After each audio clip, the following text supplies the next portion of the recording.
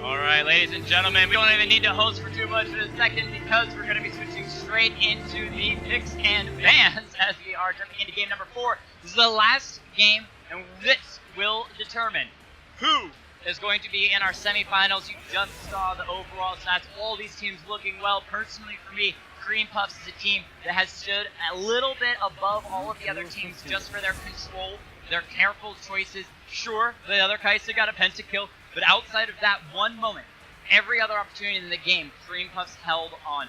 We'll see if they can do it against whoever the winner of this game is. Cho'GathEatsTheWorld versus, anyway, here's Windwall, which we are going to go ahead and limit because the name to Team Windwall, just to make it easier for us. We don't have to say a ton every single time. And Cho'GathEatsTheWorld will be dropped to CETW. Make it a little easier. I'm just going to call him Cho'Gath in game.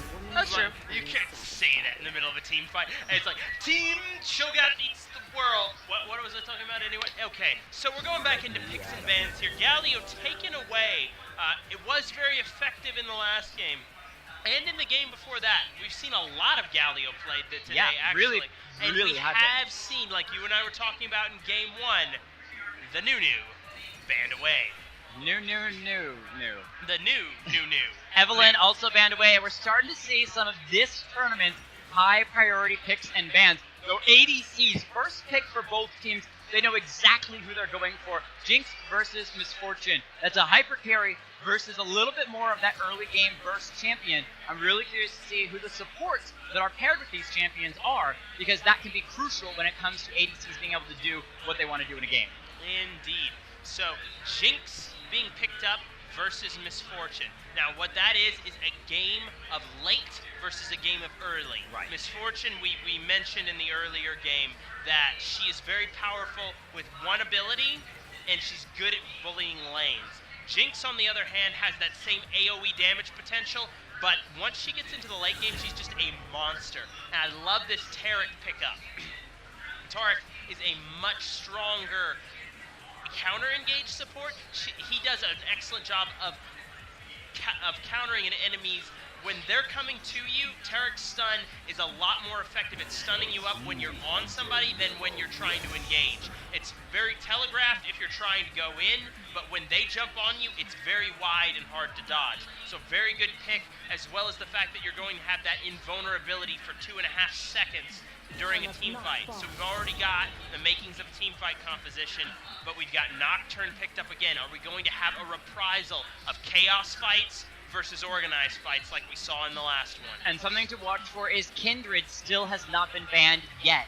Neither of the teams obviously think it's high priority enough to pick it right now, but as we get into the second pick phase, Team Cho'Gath could pick it up if they decide to go for that, as Graves is going to be a higher priority ban from Team Windwall. I'm curious if they're trying to push Cho'GathEatsTheWorld onto a Kindred, because Nocturne is a pretty good counter to her. You not only can engage on her, force her to ult early, but then through the healing that he gets, kind of sustain until after her ultimate has been used up, and then you can go in for the kill.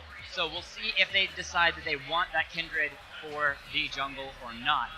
One of the other things I like about Taric is he walks forward. Misfortune, when she ults, is going to CC herself in place as she's using that bullet time. Taric walks forward, throws down the sun, stops it in the middle of it.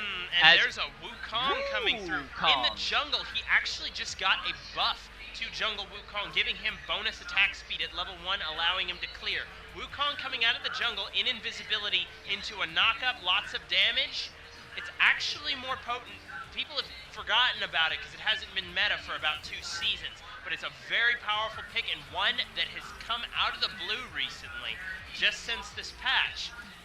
So I'm interested to see it. So Dr. Mundo, right now we have 2 smites on Team Cho'Gath. So I'm wondering when that's going to be rotated over. I'm assuming the Dr. Mundo is going to be in the top lane, and it is. All right, Zyra, the last pickup from Team Windwall, so that will be the support Zyra. This was actually played way back in the day, I think 2 to 3 seasons ago. Very powerful in the bottom lane, and usually it was Zyra versus a Misfortune support. Zyra support versus Misfortune, but this time they're going to pair together, Zyra landing those roots, giving time for Misfortune to either set up a double shot off of one of the minions, or just harass and just damage them anyway. As the laning phase go, Misfortune Zyra is about the hardest thing to play against in bot lane. Misfortune Brand being up there, but I would say that that's one of the most challenging bot lanes to play against. They're going to need jungle assistance coming from the Wukong in the early game. But the positive of having a Zyra against you is she's about the squishiest thing in existence. If you can put damage on her, she'll die in like 4 autos. It's crazy. So if Taric can land a stun, especially if Wukong comes bottom lane at about, 5-6 minutes, especially once he has access to ultimate, there's a distinct possibility of getting a single or maybe even a double kill in the bottom lane. If that Jinx starts popping off, there's going to be problems. The counter to that, of course, is if Nocturne gets ahead. We saw how powerful Nocturne can be in the assassination game. Right. Last game, he got ahead, got 10 kills under his belt, and just kept rolling. So we want to see if he's going to do that, or if he's going to, you have either an intercontinental ballistic missile, or you have a bottle rocket. It's one or the other. I'll take the missile over the bottle rocket. But let's go ahead and roll the players and the champions for Team Cho'GathEatsTheWorld. We've got iMencis taking Jinx in the bottom lane carry role, paired up with Khaleesi 3 with the Taric support. VelKush on the Vel'Koz, taking his namesake in the mid lane. Fear 1 with the Wukong in the jungle. And gracefultank on the Mundo in the top lane, who, not always a graceful tank. Yep, so Team Windwall has JustinParrish on Misfortune in the bottom lane ADC role. ManiRoar on Garen in the top lane. We've got DreadClown taking Nocturne in the jungle. Paladin, Wardelin on Xerath in the mid lane. And Dox XXX on Zyra in the supportive role, finishing it out. Paladin Wardelin. That's a fun name to say. Wardelin. All right. So looking at these teams, we got another Mundo, where you saw a couple games ago his tankiness. He can be extremely hard to kill once he gets 2 to 3 items under his belt. And there's no one on Windwall that really just counts as someone that can eat through that. If you had a Jinx, maybe. If you had somebody that was fast attacks via Xin Zhao, maybe. As it is, you're only going to have the burst of either a Xerath or a Nocturne, or the Garen that's just trying to silence and get him out of the team fight. So it really is imperative from Windwall to come out strong. That bottom lane Zyra Misfortune to shove, and keep that aggression going like we saw from the previous Nocturne game. Otherwise, they could just get over time swamped by Cho'GathEatsTheWorld's just late game scaling. Yeah, I definitely want to give Cho'GathEatsTheWorld a better advantage. The early game, like you said, Garen advantage top lane early against Mundo. Nocturne advantage in the jungle against Wukong until 6. Xerath Vel'Koz is a skill matchup because they're both basically standing at their turrets and flinging crap at each other. It's kind of like two guys with catapults. It's like, hold on, now I missed. All right, I'm going to try again. I'm thinking ping pong at a professional level. Yeah. Where they aren't even playing close. It's ping pong where they're like 2 tables distance away from each other. It's just like way back here. It's like Sniper Wars with slingshots. Yeah. So, mid lane is kind of a wash depending on who hits the skill shots. And now bot lane is completely one-sided from the aggression standpoint. Zyra Misfortune, what they have to be careful to do, so often when somebody drafts this dangerous composition in the bot lane, they want to go all in. They want to try and show their dominance, but they don't drop wards. Wards save lives, people. It is very important. important. It's like seatbelts, except for video games. So you put wards in your jungle, and then you see the enemy who's coming down to kill you, because in order to play aggressive and deny CS from the late game hyperscaling carry of Jinx, you have to play up. You have to shove in that tower and get that early advantage for yourself. That puts you in a position where you're going to be ganked. So that's the most dangerous thing possible. But let's get into game number 4, Cho'GathEatsTheWorld versus Team Windwall. Who do you think is going to win, Right. Jake? I don't know. I definitely give it to Cho'GathEatsTheWorld when it comes to that late game. They just have, overall, a really solid composition. They've got that frontline Mundo that's going to be happy punching through whoever comes his way. You've got the sustain that is going to be that Wukong causing havoc in the backside. Think about the combination of a Wukong Cyclone ultimate, knocking several members up in the air for Vel'Koz just to be disintegrate lasering through. bit of a mouthful there. As we see it first invade of the game, Team Windwall comes in, but there's no one here yet. Oh, this is a really good opportunity. There's no wards. Wukong was late to leave the base. They walk in. They actually need to stay. All right, so they're going to see Wukong walk in right now. So they know, hey, we could come back. Yeah, there's the call for the 4 members to come back. They're waiting out. This is the first invade. This might be successful. However, they're potentially caught out. Wait, would Wukong even get vision on this? No, he didn't. No, Wukong doesn't even know this here. Okay, finally, Jinx catches vision. There's the ping. And now the members of Windwall decide to back out. That was incredibly close. As if they had stayed, Wukong would have face-walked into 4 members, and that could have been disastrous for the side of Windwall. Yeah. Or sorry, for the side of CHO'GathEatsTheWorld. Yeah, so that's the funny thing. There was a little bit of deception there. They thought since nobody's at the red buff, that means that we must be spotted out. Now we got to get out of here before we get collapsed on. When the fact is, there weren't any wards there. They were just out of position at the start.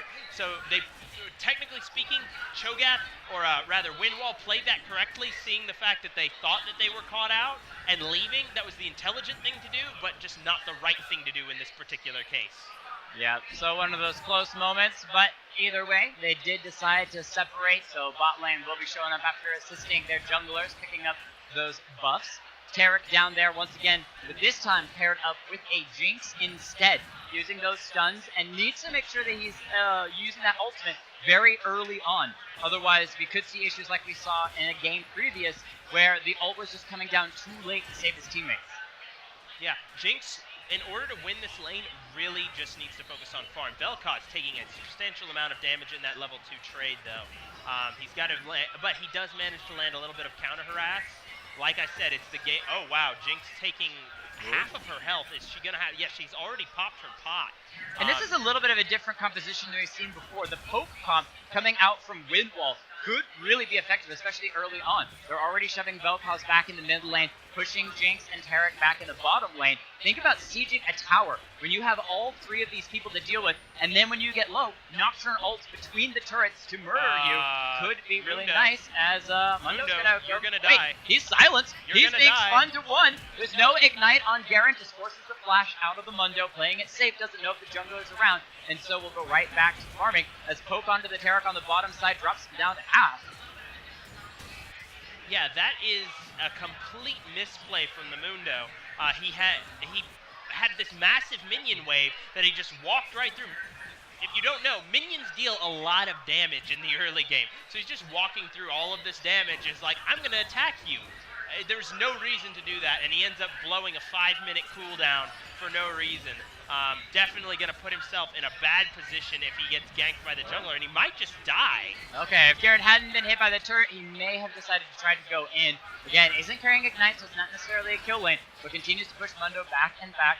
Xerath taking a little harass on the bottom side, but putting out way more. And the minion wave is currently in favor of Misfortune. She's been able to pick up a little more farm than the Jinx, who's just trying to catch up in that farm. 21 to 13 early, but you could see them consistently shoved out. And now these minions are going to crash on the turret. We'll see how many Jinx can pick up. Yeah, so a little bit of a tip for this. Wave control is key when you're playing the hyper-scaling matchup.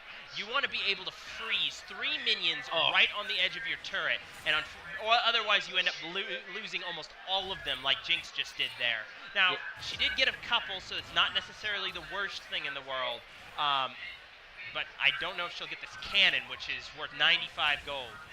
The thing is that if you have 3 caster minions right on the edge and you can step in front of them before they hit your tower, they'll actually connect with your other minion wave as it leaves your tower, causing the wave to freeze right there so that the enemy has to play far up, but you're not losing minions to the tower.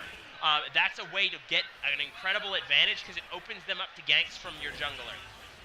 All right, it is an Ocean Drake starting us off this game around as the gods of randomness say we're going to go for the sustain, which would be really good for CHO'GathEatsTheWorld if they could give that to a Mundo in the top lane. His sustain will be just that much stronger. Fear 1 on the Wukong starting it off, but they might be collapsed upon by 2. Nocturne doesn't go for the bait. Instead chases in. He is forced to flash, but the flash from Nocturne, he's got red buff, he's slowed down. Fear 1, I don't think has anything left, and First Blood goes over to DragonCon on the side of Windwall with a really good collapse from his mid laner as well. Yeah, excellent collapse from Xerath coming down. He forced out the flash early, and that caused Wukong to die in that 1v1. That's the thing. You don't want to contest for a Scuttle Crab unless you have at least a decent amount of health if the enemy jungler shows up like he unfortunately did right there. All right, so Mundo in the top lane's flash is still down. About half the time has progressed. So Garen still has an opportunity to try for a kill, but I think he's happy just to be winning the farm trades and forcing out that Mundo teleport to the top side. Garen also used the teleport just to keep that pressure up as well. Yeah, so the thing is that Garen... Look at that pressure. They're literally just holding blue way back here, and Misfortune is solo farming 1 minion at a time. This is exactly what I was talking about just a second ago. You can stand and connect that wave. That wave will not unfreeze until Misfortune wants it to. So she can just continue to deny CS. You see those numbers at the bottom of the screen next to the two pictures. You've got 21 to 40. That means she's doubling the amount of gold that her opponent has, and that is a heavy victory. So Misfortune supposed to be winning this matchup, and she is, but not this heavily. Jinx has the range advantage and should be able to farm this up today. So ManiRoar going in. He has level 6. It could ult down and get the kill, but he decides not to. Graceful Tank walking in for some reason, and he can die here very easily. ManiRoar still has ultimate, and I don't know why he hasn't used it. He could have killed his opponent probably 3 separate occasions. He's just being nice to Mundo, I suppose, at this point, as the freeze will be slowed down on the bottom side as CETW shows back up after backing, trying to push that minion wave in. Misfortune is sitting at a staggering 1,700 gold right now, so she is doing very, very well. Jinx is trying to shove this minion wave underneath the turret using those rockets, but they're just going to get harassed back out. Nice of the plants, or in this case the dragons, to get a little bit of damage onto Taric, forced to use those heals. Mana slowly being burned down. Gracefully onto Taric. There's the ultimate. Garen says, all right, I have your number. Time for you to die. Picks up the kill on the top side. Windwall, so far, 2-0. About 1,000 gold, 1,500 holding the lead. Feeling good. And we'll get the Ocean Drake off of Nocturne soloing it. Yeah, I'm very confused as to why Garen didn't just get that ultimate earlier, but that was what... Whoa! That's the ult for Misfortune! Misfortune ults and then cancels it by stepping forward. That feels bad, man, because that would have been a kill. Jinx, while she did have flash and heal up, at least would have forced 2 summoner spells, but could have forced a kill further if they had flashed to chase. Yeah, I think that was just painful. Misfortune, I've done it 1,000 times on Jhin, because I am not an ADC main. You throw out the ultimate, and then you accidentally take a step. Fear 1 ganking on the top side. ManiRoar potentially in trouble. Flashes to get away. Mundo continuing to throw cleavers to the sides, not to engage as a level 7 Mundo versus the 8 of Garen. He doesn't have teleport, but that flash burn gives Mundo a tiny bit of reprieve on the top side. Yeah, and unfortunately, the Wukong was not level 6, not having that ultimate. Hold on a second. Oh, Nocturne ulting onto VelKoz. VelKush drops as Dreadclown gets level 8. Or sorry, 6. Nocturne gets level 6 and goes straight on in. Look at the damage from Misfortune as she did finally back. Picks up that serrated dirt, so she's got a ton of damage for the bottom side. Mundo cleavering through Garen, but he decides to just turn some damage right back around.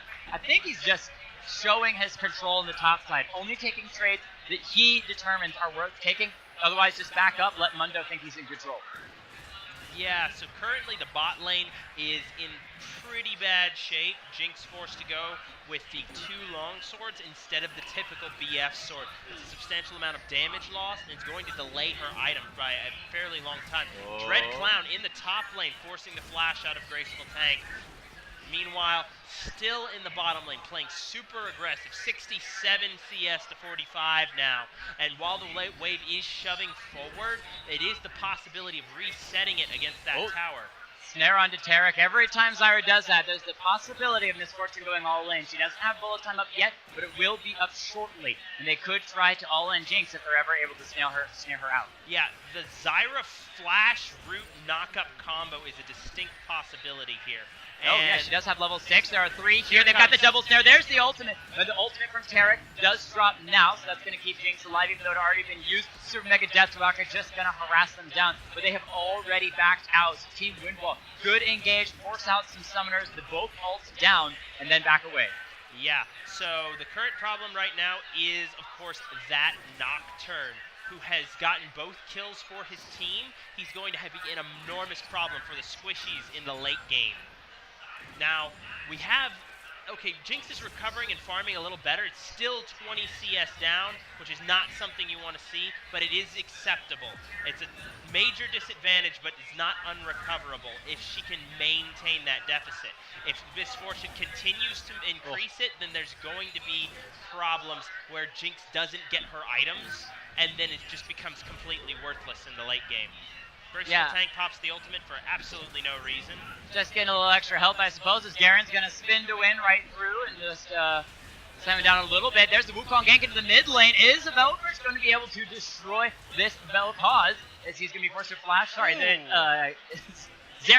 VelKush picks up the kill, able to get his first in the mid lane, so he's going to back pretty happy about that, as it's the first kill for CETW.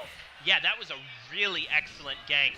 Wukong coming out of stealth, getting the knock-up, forcing out the Zhonya's Hourglass from the Xerath, and then Vel'Koz so comfortable on the champion, throwing that W forward and following it with the Q, sniping him off, and again, cool guys don't look at the explosion, he just walks away, gets the kill anyway. With the passive proc, Lifeform Disintegration Ray, gets the kill for him. There you go. So 1 kill to 3, about 1,500 gold lead for Team Windwall. And again, still playing a fairly controlled game. It really is about these junglers, though. Every time that they have engaged so far, there's been summoners blown or kills been given over, as ManiRoar is going to stop these minions at his turret. Just go ahead and clear them up. Bottom side, Cho'GathEatsTheWorld does have pressure, pushing Miss Fortune back underneath her own turret, but she's just got so much damage, and Zyra Nocturne around the corner, waiting to see if they're going to engage. Yep. Right now, Mundo. There it is, Nocturne up there. That's the call onto the Jinx. He's got tons of damage. The Fear going to cut for a moment. Full time for Miss Fortune. That's going to seal the deal for 1. Taric now trying to run away. Xerath in position as well for the ultimate. The snare from Zyra just going to miss onto the Taric. But a beautiful engage from Nocturne, who's waiting over the wall and knew exactly when to jump in. He's going to find Wukong, though. He may be killed. He gets the Fear at the last second. And with 100 health, Dread Clown is going to live. Wow, that Fear coming in through at the perfect time for Dread Clown. And always, Fear is like probably the worst mechanic to feel. It's just no fun, because you're like, I'm going in for the kill, and then you're afraid and you walk away slowly and they get away. It just feels so bad. Even a stun or a snare just doesn't feel quite as bad as just slowly moving away. Well, I'd rather walk away, or I'd rather... with a charm. I'd rather take that Fear, walk away, than a charm and walk forward. Depends on the context. True, true. We'll agree to disagree on that. Oh, snare onto Jinx. She'll probably be falling in the bottom lane as Zyra is going to use the ult and just drop her low. And that's going to be Zyra underneath the turret. She's going to fall. The heal from Miss Fortune almost saves her. Wukong going in there. He's got red buff for the slow. JustinParrish trying to get away at half health. Decides to call it off. The Wukong, Fear 1. Taking his kill and will back away. Super Mega Death Rocket didn't even give the assist to Jinx, though, so she is still fairly down. Yeah, she could have gotten a kill there if she'd aimed that properly. ManiRoar taking a little bit of damage, but popping that almost invulnerability, so it doesn't really matter. I expect both of them to go back pretty soon. Alright, Nocturne down here, though, kind of by himself. They find the stun onto the Taric. He immediately starts the ultimate. Jinx is gone before the ultimate comes down. Taric on the run. He finds the stun onto 2.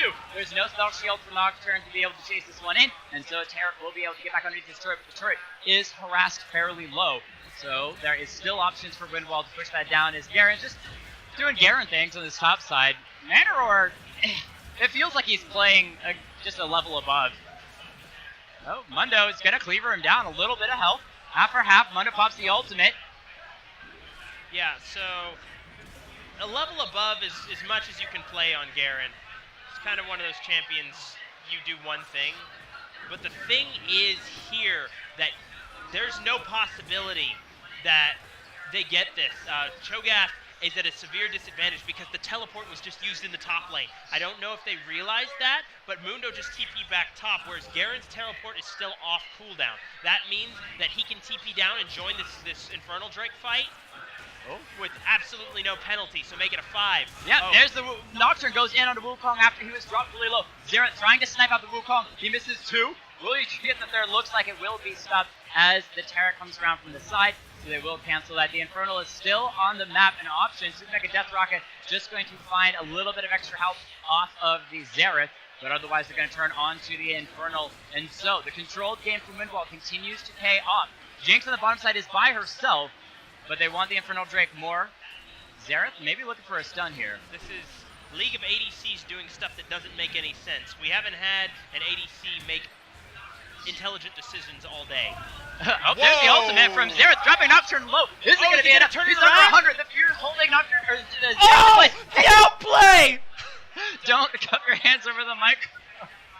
I'm making my ears bleed. As Paladin Warden is going to be found out by the Jinx. Nice stun. Ultimate place for the moment. He's waiting for the choppers to go down. Uses the barrier, but still snared up. And Khaleesi gets the stun. Will steal the kill. The hyper carry Jinx is left with just a support. But 4 kills to 5. A little bit back for the CETW team. Zyra's waiting, but it's a Taric. We'll see how much damage he can get down. Just a little bit harassed. I mean, doesn't even care. It barely touched him. So he's just going to be happily clear with control ward. Perfect. All right. So Jinx managing to farm up a little bit more on the bottom side. We've got kind of this this balancing point in the game. It's between laning phase, where the red team is incredibly strong. However, Team Windwall is transitioning into that stage where their strength is going to start diminishing. Misfortune, very powerful in lane. Garen is a lane bully. Nocturne focuses on lane. Xerath, okay, he's a little bit more mid to late game focused. But now you're going to start having... Garen has to win substantially. Wukong, gang to the top side, spin to win from Garen, trying to keep things in place. Xerath ultimate coming through, grabbing a little bit of damage. There's the ultimate. Paladin Warden takes it away from Wukong. There comes the Vel'Koz, though, trying to get what he can to knock up as well. Disintegration ray. Can he take out Nocturne? It's a double kill for the Vel'Koz. VelKush crushes down 2 members, and that's going to give Wukong free time on this next turret. Unless Vel'Koz comes around from the side, he's looking for the zap, only finds it he almost gets it. VelKush finds the stun as well, but here comes Khaleesi. He's going to just supportal combat onto the Vel'Koz, I guess. Feels bad to be Jinx right now. Yeah, she's trying to hold against the 2 most impressive bottom lane pushers, and they're going to just continue to harass down this turret. This is what we talked about with that Team Poke. If the Zyra is able to find 1 snare onto Jinx, they're going to chunk her down massively, but instead they're just going to be looking for the turret, drop it down to half. This Vel'Koz is just going off right now. Take the team, put it on my back, coach. I've got this. It's 4-1 now. The problem's going to be this Nocturne can get onto him very easily, but we've seen this guy's mechanics have just been off the chain. Nice He's going to get a kill onto Paladin Warden. He's going to get the knock up as well. And here comes Red Cloud. Doesn't have the ultimate just yet. The Fear will be slowing him down. Misfortune comes in as well, and VelKush, despite a really good engage and dropping Paladin Wardelin extremely low, will still fall in the mid lane. And now there are 4 members of Team Windwall after the rotation pushing on this turret. Yeah, and his jungler was farming red. That feels bad, man. But he definitely could have turned that around. Taric, hold on. Getting shot onto 2. The Wukong coming in from the side drops the Zyra extremely low. In the meantime, the team is split. Nocturne has been exhausted. She's off to the side. He's caught to the side. The Misfortune finds a kill with the bullet time onto Wukong, who is trying to escape. So a trade kill for kill. Well, I guess kill for 2 kills as Mundo comes in as well. Going to find Garen. We've seen this happen a couple times over. Zyra recall will be stopped. She's trying to snare down the Mundo. He's walking away. He's dropped low. The ultimate from Garen will not finish him off. Vel'Koz is coming in as well from the base as it's Xerath that is trying to spam down some of those ultimate shots. The flash forward from Misfortune trying to lift for the moment. The snare onto Taric. He's gone. Misfortune finds the last shot to take him out as well. And Windwall continues his pressure on. And this is that poke. No matter what CO'GathEatsTheWorld tries to do, they're going in 1 at a time, and Windwall is just poking them again and again and again to keep it from going anywhere. Yeah, as this game goes later and later, though, poke comps can't deal with tanks. So with Mundo gets much tankier, who's going to kill him? Misfortune, she's building lethality. There's nothing Mundo cares about less than lethality, except for maybe burst damage. Mundo just doesn't really care about damage in general. I do just have to note very quickly, as Zeno said in the chat on Twitch, which you can enjoy as well if you jump on your phones and chat with us, the Vel'Koz is currently sitting at the 420 he's 4-2 KDA, that's so 420. 3 members coming up here. Maybe he'll change that up, though, as Garen is going to be slowed down with that Q. The knockup good as well, and VelKush picks up his 5th kill of the game. So he says, 420, I can do a little better than that.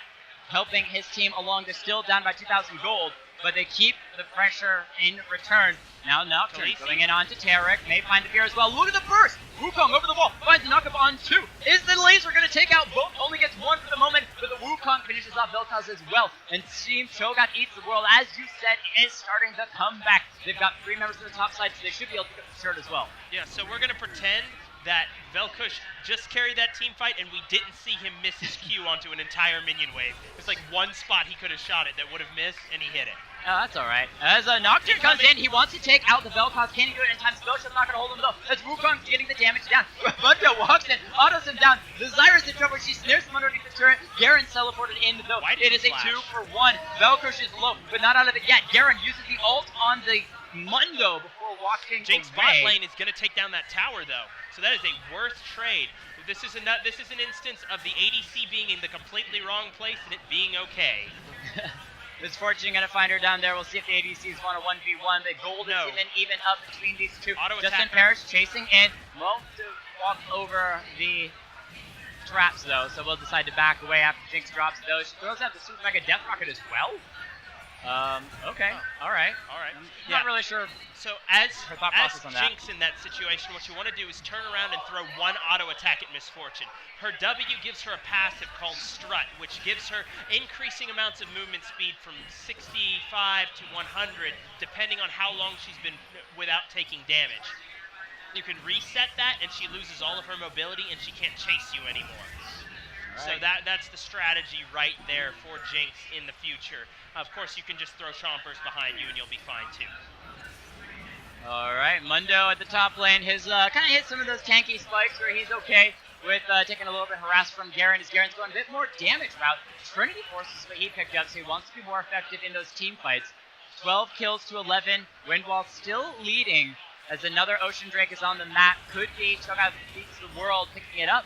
There is still opportunities if Nocturne wants to try to get in. He's going to ult in, can't steal it away, and he might be going out. Zonya's used by the Vel'Koz, holding him in place for the moment. Taric ultimate coming down. Wukong knocking up Misfortune and the Zyra. Zyra's been finished up. Wukong getting credit for the kill as the Jinx is being chased away by the Nocturne. Dreadcloud wants the kill. He's got the fear. All he needs is for her to be killed. There's the last auto attack. Takes her out. Maybe finds the Wukong as well. The blast turns himself into the Dragon Pit. It is the Drake going over to Cho'GathEatsTheWorld though, so Ocean for Ocean. Yeah. Ocean for Ocean, not that bad of a trade, as Ocean is kind of a useless Drake in general. So, Graceful Tank engaging onto ManiRoar. Thing is, they're both tanks. Nothing interesting is going to happen. Oh, Graceful Tanks drop down to half. Nice little bit of damage from the Garen, though. Can't quite get in underneath the turret. Goes back in for a Q, but the heal from Mundo yields. Says, I'll be K. It's kind of like a Gangplank, and then eat orange is K. Mundo just pops ult is K. Yeah. You remember how I said nothing interesting is going to happen? Yeah, nothing interesting happened. We're watching such great, amazing tanks heal. Yeah. It's a fantastic time. It's like watching two big burly guys trying to wrestle each other only with pool noodles. Pool noodles. The only contact can be done with pool noodles. Serious damage. However, with the rest of the team here, maybe they can get this massive tank of Graceful Tank down. They've got fear as well, so he will fall. The rest of the team brought the actual damage. No need for pool noodles in this one. 5 members up here. Are they going to push in? No Rift Herald as Baron has spawned, taking over that place. There's still 3 members from Cho'GathEatsTheWorld to try to defend, and the wave spear from Jinx will hold it. And that's when the enemy team puts a baseball bat inside their pool noodle and is like, come at me, bro. They stick a couple nails through the pool noodle. Yeah, that's... hold on, this isn't fair. We didn't agree to this. So it looks like we still have a face-off of these two teams up here. Wukong looking to get behind, but Garen's going to push on the turret. He's going to keep slamming it down. It's not that much farther to live. Yes, minion wave gets really harassed down. There's a laser. Vel'Koz takes him out. The turret will fall. They sacrifice himself. Wukong to the top side, though. Nocturne down here as well. I don't know if he can zoom out enough to actually watch the fight as he is going to take out Misfortune. But trade his life over? There's the Vel'Koz ultimate. 1, 2, 3, and looks like the fourth shot will not take him out. And so the two members of Windwall that are up here are going to back away, leading in the end a 3-4-1, I believe it was. Yeah, Vel'Koz is just playing out of his mind, landing those knockups. Every time Nocturne goes for it, the mechanics on this are so tight because Nocturne's W is a spell shield. Remember, the first thing that hits it breaks it. So Nocturne is coming in with a spell shield, so Vel'Koz, knowing this, is throwing his W, which doesn't deal a lot of damage forward, breaking the spell shield, and then dropping his knockup underneath himself, so as soon as Nocturne hits him, he knocks him away, so he can't finish the damage. Yeah, very clean mechanics, and is carrying fights because of it. I love Wukong to the backline assassination, though. He's not afraid to give his life over, though in the last fight he didn't even need to take out that carry. JustinParrish 3-2-1, not having a great game so far. It is still down. We're even in gold between these two teams as both are going to collect towards the mid lane. The mid lane turret for Windwall is still up, down to about a third health. So the members of COGATHEatsTheWorld have grouped as 5. We'll see what they decide to do if they want to engage or just wait for a minion wave.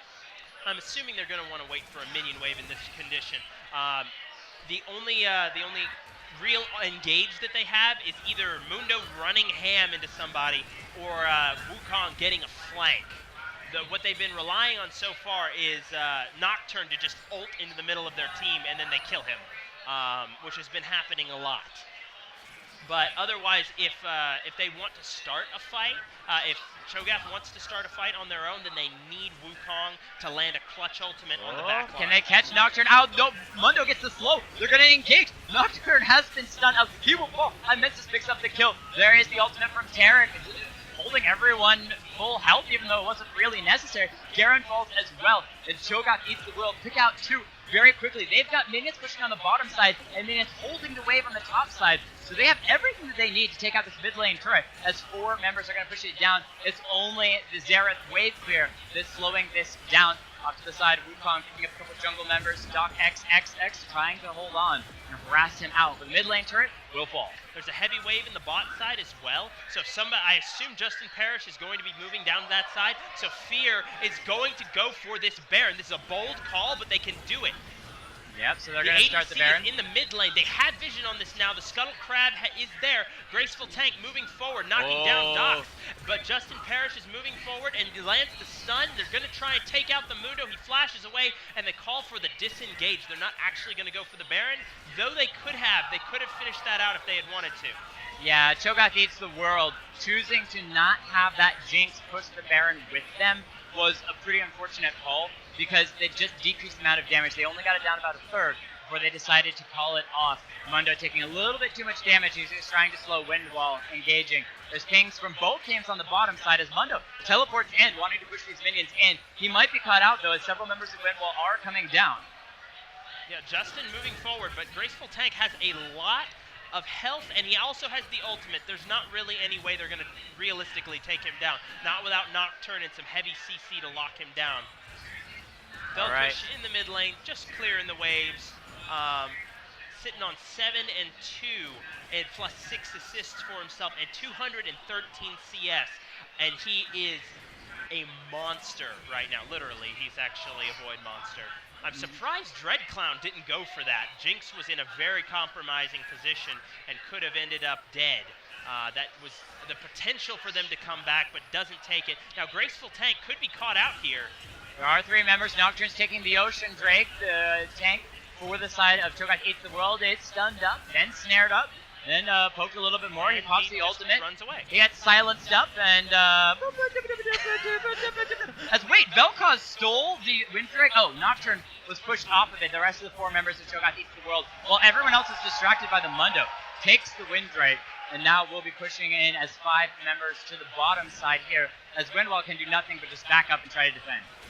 Yeah, so this is why there's this general rule in League of Legends. Chasing is a bad idea, because the thing is, Mundo was on that side, he was threatening the turret, but once he moves past the Gromp, a little past that wall there, then he's not a threat anymore. But when 4 members come to try and kill him, oh, Vel'Koz stunned up. Yep, that was a potential for a turnaround right there that was not taken. They burned the Taric ultimate as well. Mundo to the backline. Wukong trying to knock people up. They're holding people in place for the moment. The Zanya is used by Vel'Koz, or by the Xerath, holding him in place for the moment, giving Jinx time to burn through. Wukong, the only one to fall from CETW so far. And Jinx is chasing it. He wanted DocXXX so badly, but will be backing out, taking a couple turret shots on the way out. Will live. 21 kills to 14. CETW looks like they have this game under their belt, but they're only 2,000 gold in the lead, so there's still opportunities for Windwall to win a team fight and come back. Yeah, they're definitely in a good position right now. The thing is, that fight started with a potential game-breaking stun landed from the Xerath. VelKush getting caught out. Hold on, DreadCloud taking down the middle lane. But the thing is if he isn't back, if he goes for that inhibitor, they could go for the end right now. So DocXX extremely low. Graceful Tank chasing in. In the meantime, Nocturne did not take out the inhibitor. Graceful Tank wants the kill. He takes the kill on Xerath. And this shows you the late game Mundo. I wanted to say how low health the inhibitor got before Nocturne had to back away, but I'm going to stay on this side, red side, as the members of CETW are slowly backing away. It is a Taric stun as well as that Mundo, so they should be able to just CC their way to safety, but unless Nocturne comes in from the side, he put the fear on Taric and flashed away. Mundo sacrifices himself, but Taric is still sticking around, so both of them may fall. This is giving Wukong time to push on the top side. There's the ultimate from the Xerath. 1, 2, and times up the third. No, JustinParrish uses the ultimate. There are 3 ults committed for that, though. That was not worth. There's nothing that they're going to get off that. Generally in League of Legends, the kills don't matter so much as the objectives you get off of them, and that is so much invested. That's the Nocturne ultimate. That's your only kill option onto the Vel'Koz right now. Then you invoke the Xerath ultimate after that. Okay, maybe to get the Taric down, but then committing the Misfortune ultimate as well, that is just way too much. If they want to, Team Cho'Gath can just commit to this Baron without any fear whatsoever. Only the Zyra ultimate and the Garen ultimate are up right now, and that's not enough to win a fight from behind. All right, Taric ultimate up in a moment as well as they're coming out of the base, but Jinx is going to be caught up from behind. Dead. Great positioning from Nocturne, and that's going to be Garen picking up a second kill of the game with the ultimate, but that means the ultimate has been used. Nocturne still has his. Watch the bottom side. Paranormal, Wukong goes in, finds Zyra. That's going to be a quick kill. She's burning down. In the meantime, though, the Nocturne goes into the back line. He's dropped low, forced to flash away. He still has the GA. Wukong goes back in, trying to find somebody. Zyra's low, but not dead yet. Everyone's still alive, clicking health bars. Finally, the disintegration ray.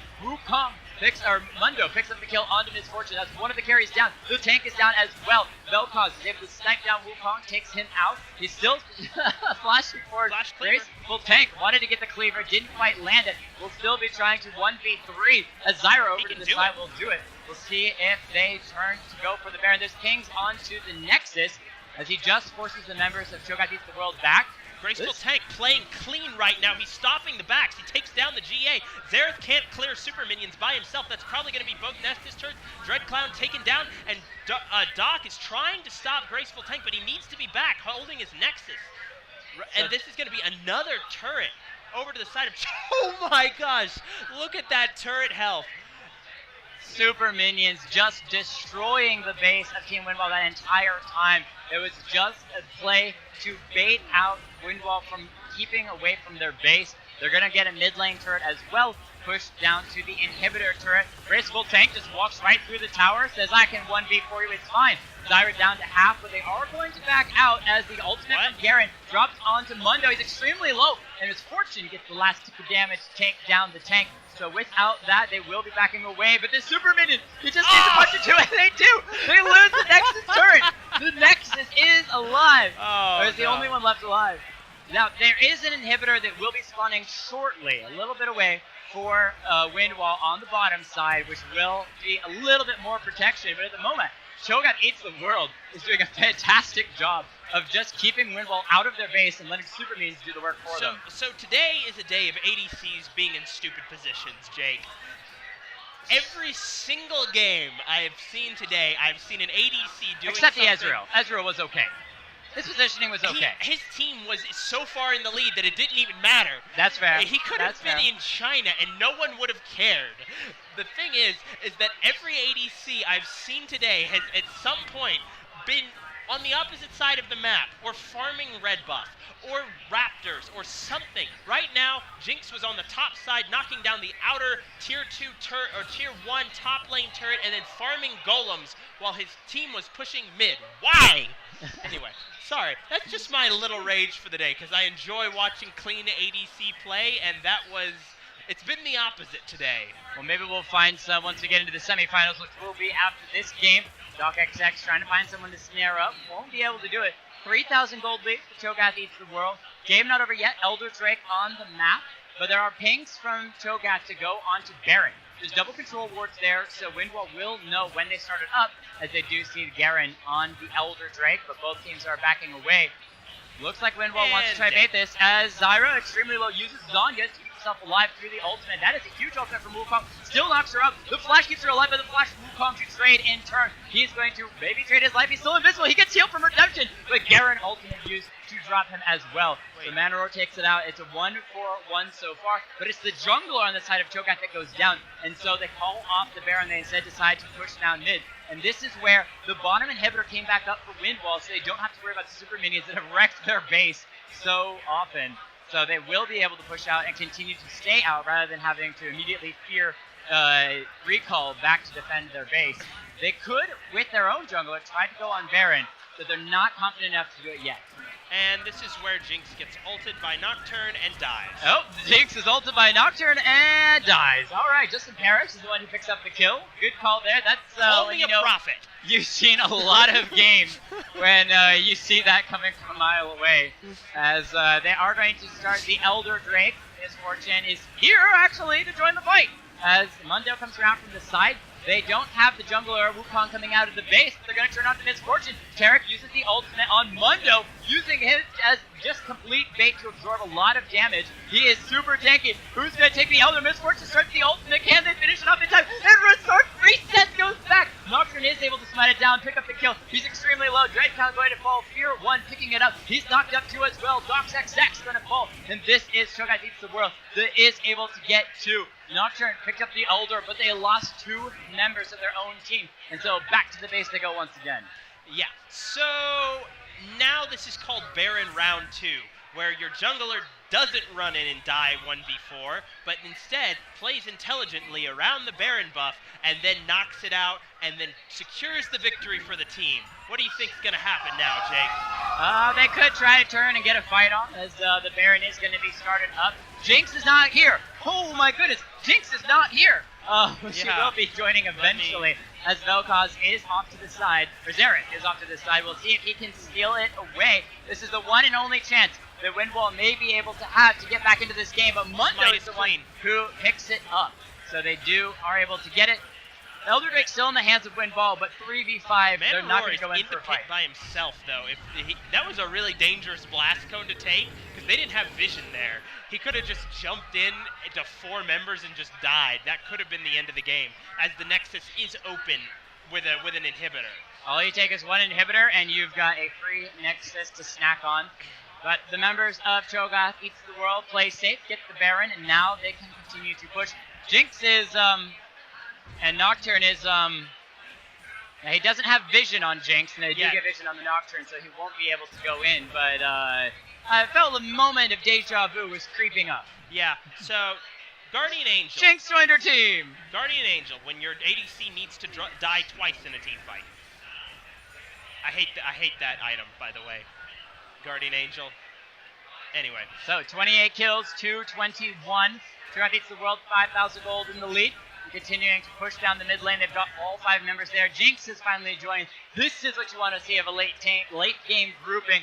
gracefultank has 4 items completed, including a Warmogs. Steps behind the Taric, heals back up to full, comes right back in once again. This is going to be a very hard front line to burn through. To the side of Windwall, Wukong is recalling to stop Nocturne from pushing down the inhibitor. So he's trying to take it out. We'll see if they're able to do that. We'll watch this for just a moment. Can Nocturne take it on time? He has the GA. The fear stops Wukong from rolling. He takes out the inhibitor. He's still has the GA, so he could try to fight it. Trade. In the meantime, though, the rest of the team is pushing the members of CETW back. Nocturne goes back in. Is it going to be the kill? Wukong is able to finish the Nocturne off and rejoin his team. So the jungler is down for Team Windwall, but it is going to be super minions spawning for them in the mid lane. So they're in a decent position, but again, Mundo can just tank up those super minions and hold in place. And CETW is already on the inhibitor turret.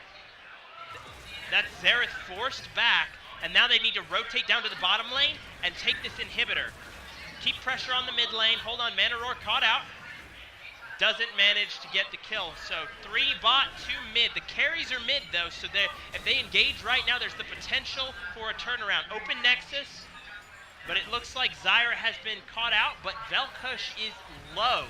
Once Nocturne comes back up, there is the potential for him to just straight up ult. Oh, Wukong straight to the back line, finds the Xerath, forces the flash out of Misfortune as well. There is the little emote as well, saying this is probably going to be the end of the game as Garen forces back, will be disintegrated. iMencis picks up the kill. Nocturne tries to jump onto the Vel'Koz, who will be going down himself. Double kill for the Jinx. The rest of the team pushes in. Super minions swarming the Nexus. The bullet time for Misfortune. And game is completed by Cho'GathEatsTheWorld as they consume Team Windwall for a victory, moving on to the semifinals. Well played.